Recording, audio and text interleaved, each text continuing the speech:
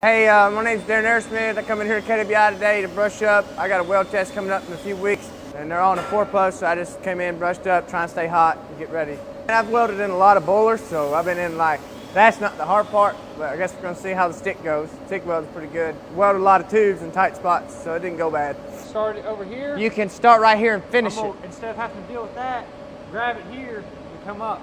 That's how I go about filling out stick welding in the 4-post, alternating sides to where I only have to be on the dead bottom once.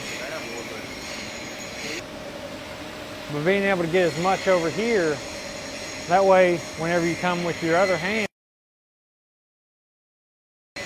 you don't have to get way down low, you just grab it and go, and then alternate every other time.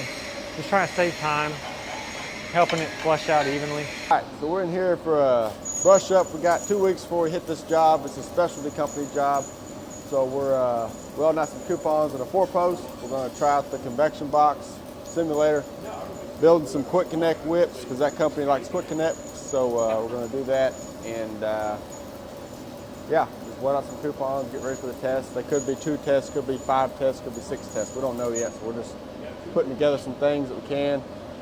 Combo, Inconel, stick out, TIG out, you name it. We're just gonna throw a bunch of stuff together.